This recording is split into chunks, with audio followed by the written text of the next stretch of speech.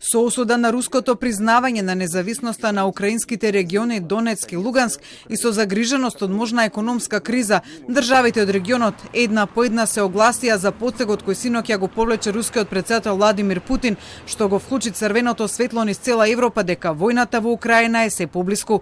Македонскиот премиер Димитар Ковачевски го осуди потегот на Москва. Ваквиот чин е директен напад врз територијалниот суверенитет и интегритет на Украина. Освен декларативната осуда од премиерот и македонската влада денеска усвои информација за безбедносната ситуација во и околу Украина и го задолжи МНР да ги преземе сите потребни мерки за осигурување на безбедноста на македонските членови во мисијата на ОПСЕ во Украина.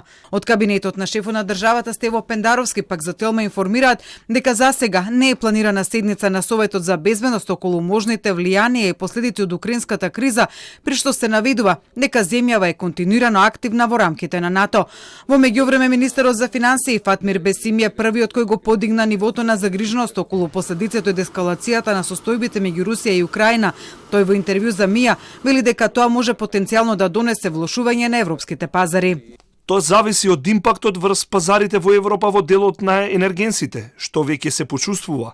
Може да биде полошо ако нешто се случи, ако ескалира ситуацијата и врз цените имаме и едно и друго. Други ескалации, зависи во која насока ќе бидат импликациите.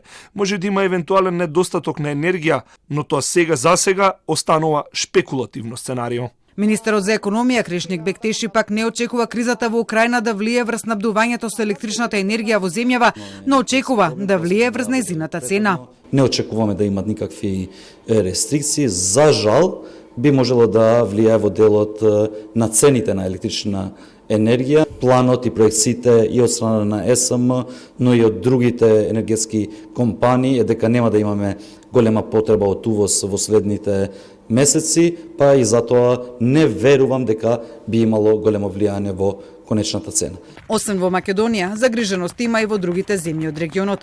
Српскиот претседател Александар Вучич издаде налог за повисок степен на подготвеност на армијата, но и за анализа и конкретни акции за набавка на суровини и суштинска стока, кои во услови на светска криза може да бидат дефицитарни.